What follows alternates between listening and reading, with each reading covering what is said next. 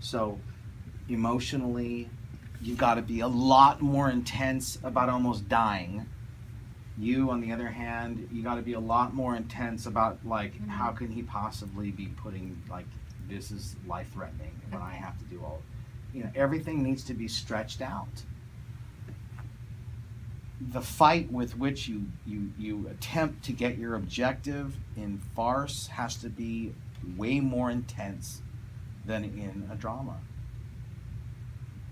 When you're doing sitcoms, in order to do them effectively, you not exactly, but you almost need to treat them like they're a play.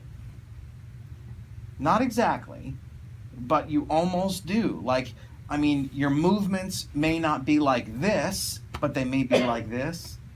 But emotionally, it's going to be almost the same on the inside. And everything just feels kind of flat.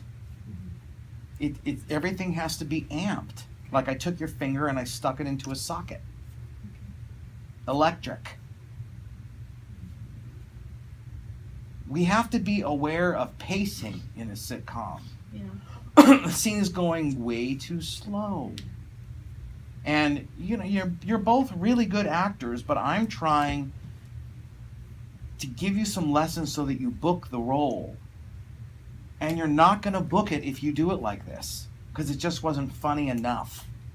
Like, you were on the right track, but it was too slow. You got to think about the principles of comedy, all about opposites, all about being funny to look at, all about suffering. It's not enough to just go, you're upset about the ball. It's, you what? You what? I almost died! Yeah. That's farce. It's not enough. Everybody was just too calm. And it's amazing that you may feel like it's so energized, and how can this be right? As long as you're still reacting and playing off each other and not improving moments in this world that you're in, it has to abide by the rules of farce. And in farce, you're talking about heightened extremes in every possible way. It can't just be a married couple in a conflict. It's an unusual married couple.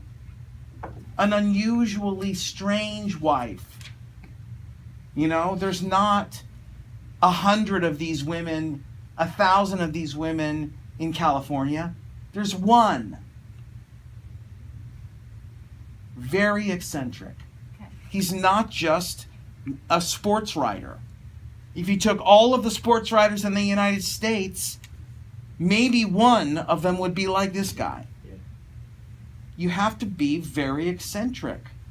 Your characters have to be weird. Okay.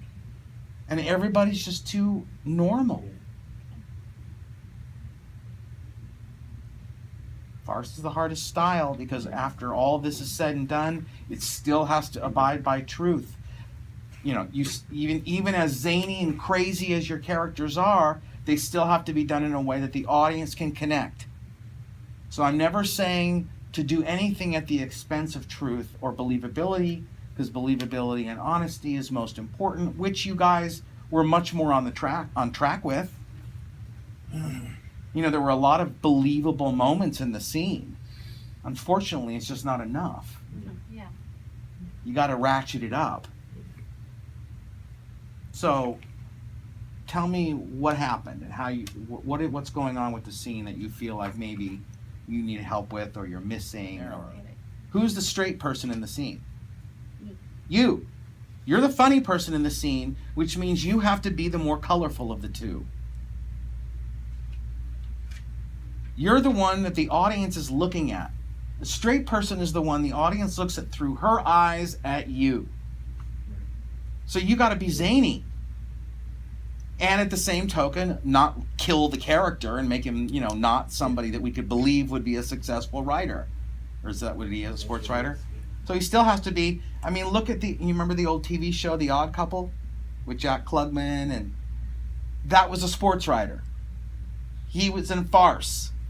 You know, the way he carried himself, he was a Slav, the way he talked, and that was a classic farce. And no matter how zany those characters were, I need to be able to say, I've met somebody similar to that guy. He reminds me of my uncle.